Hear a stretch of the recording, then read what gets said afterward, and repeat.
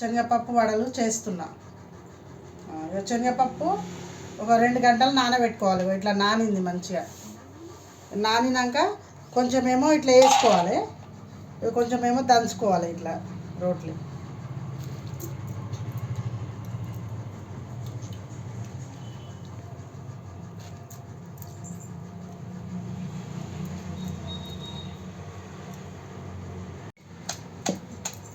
ఇట్లా కొంచెం అచ్చలు పచ్చలు దంచుకోవాలి శనగపప్పు, నానబెట్టిన శనగపప్పు. ఇట్లా దంచుకున్నా నేను. ఇట్లా దంచుకొని ఇక్కడ ఈ గిన్నెలో వేసుకోవాలి కొంచెం.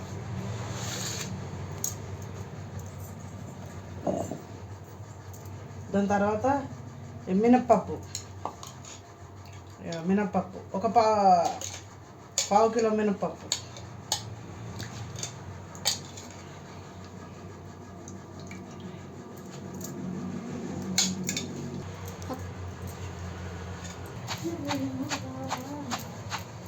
ఇట్లా దంచుకోవాలి మంచిగా మినప్పప్పు.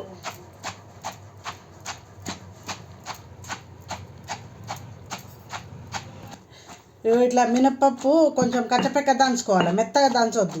కచ్చపెక్క దంచితేనే ఓడప్పలకు మంచిగా ఉంటుంది. ఇక నేను ఇట్లా దంచుకున్నా, రోట్లోనే దంచుకోవాలి, మిక్సీలో వేసుకోవద్దు. మిక్సీలో వేసుకుంటే టేస్ట్ పోతుంది గరంకు.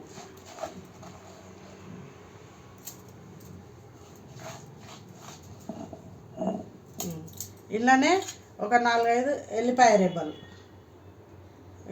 రెబ్బలు కూడా నూరేసుకోవాలి. ఒక అల్లం ముక్క, కొద్దిగంత జీలకర్ర, ఇవన్నీ వేసుకొని నూరుకోవాలి. మెత్తగా నూరుకొని అలా కలుపుకోవాలి. ఇక అల్లం ఎల్లిగడ్డ ఇట్లా మెత్తగా దంచుకోవాలి. దంచుకున్న అల్లం ఎల్లిగడ్డ ఇట్లా దంచుకోవాలి. అల్లం ఎల్లిగడ్డ దంచుకొని ఈ నూరుకున్న పప్పులో వేసుకోవాలి. అల్లం ఎల్లిగడ్డ ఇట్లా వేసుకోవాలి.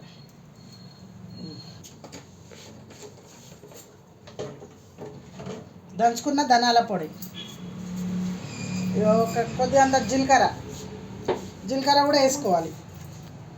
ఇక సన్నగా కట్ చేసుకున్న పచ్చిమిరపకాయలు సన్నగా కట్ చేసుకొని వేసుకోవాలి.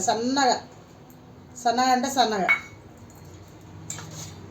ఇక పుదీనా కొంచెం కట్ చేసుకున్న తెంపుకొని మంచిగా కడుక్కొని వేసుకోవాలి. ఇక కొంచెం కొత్తిమీర, ఇక కొంచెము కలమాకు కడుక్కొని అన్నీ పెట్టుకున్నా కట్ చేసుకొని ఇక ఇట్లా వేసుకోవాలి. ఇక కొద్దిగంత కారం పొడి వేసుకోవాలి. కొద్దిగంత హాఫ్ చెంచా. తర్వాత సగం కప్ అంతా బియ్యం పిండి వేసుకోవాలి. ఈ పప్పుల బియ్యం పిండి,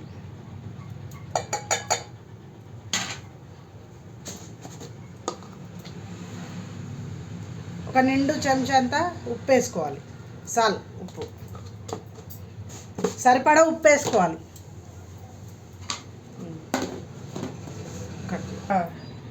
చిన్న స్పూన్ అన్ని ధనియాలు ఇట్లా వేయించి వేసుకోవాలి. ఇట్లా వేసుకోవాలి. అయితే స్మెల్ కోసం మంచిగా ఉంటుంది. దాని తర్వాత పిండి కలుపుకోవాలి. ఇప్పుడు ఇలా తడి ఉంటుంది కదా పప్పులు, అదే సరిపోతుంది. వాటర్ పోయే అవసరం లేదు ఇలా.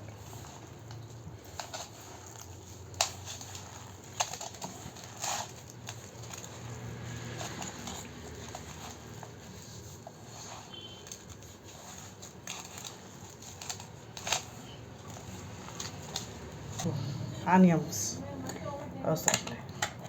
ఇవి ఇట్లా కలుపుకోవాలి మంచిగా. ఇట్లా ముద్దకు వచ్చేటట్టు ఇక మంచిగా వచ్చింది పిండి. మంచిగా కలుపుకోవాలి. ఇట్లా కలుపుకొని ఇట్లా పెట్టుకొని పొయ్యి మీద బ్యాండ్ పెట్టుకొని నూనె పోసుకున్నాక ఒత్తుకుంటే వేసుకోవాలి. లేకపోతే ముద్దలు చేసి పెట్టుకున్నాం. ఇట్లా స్టవ్ వెలిగించుకోవాలి. బ్యాండ్ తీసి బ్యాండ్ పెట్టుకున్న తర్వాత మంచి నూనె పోసుకోవాలి. మంచి నూనె పోసుకోవాలి. ఉడప్పలకు సరిపోయేంత ఆయిల్ పోసుకోవాలి. గరం కావాలి నూనె వేడైనాక వేసుకోవాలి. తీసుకొని ఇట్లా ముద్ద వేసుకొని ఇగో ఇట్లా ఇట్లా వడప్పలు చేసుకొని ఒక్కొక్కటి వేసుకోవాలి. ఇట్లా ఇగో ఇట్లా వేసుకొని రౌండ్ చేసుకొని ఇట్లా ఒత్తుకుంటే అయిపోయాయి. ఇట్లా ఒత్తుకుంటే అదే అవుతుంది, ఈ షేప్లో వచ్చేస్తుంది. ఇట్లా ఇట్లా వేసుకోవాలి ఒక్కొక్కటి.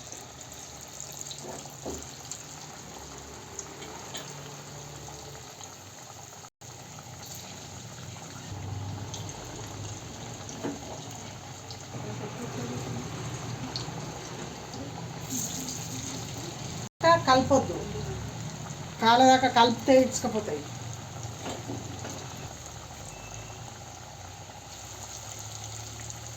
ఇట్లా టర్నింగ్ చేసుకోవాలి. ఇట్లా మంచిగా కాలినాయి టర్నింగ్ చేసుకొని తీసుకోవాలి. ఇట్లా మంచిగా కాలుతుంది. సిమెంట్లో పెట్టుకుంటే మంచిగా ఉడుకుతాయి. ఇట్లా ఇట్లా మంచిగా కాలినాక ఇట్లా తీసుకోవాలి. ఇట్లా గోల్డెన్ కలర్ వచ్చినాక తీసుకోవాలి గ్యారప్పలు.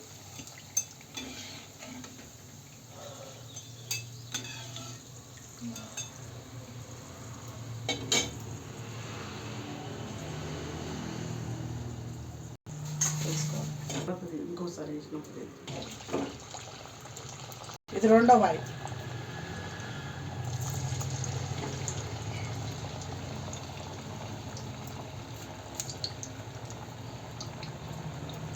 ఇట్లా ఒత్తి వేయడమే, ఇట్లా రౌండ్ ఒత్తి వేసుకోవాలి. ఆయిల్ పెట్టుకొని ఇట్లా చేతికి కొంచెం నూనె ఆయిల్ పెట్టుకొని ఇట్లా వేసుకోవాలి. అయితే అంటుకోదు పిండి మంచిగా.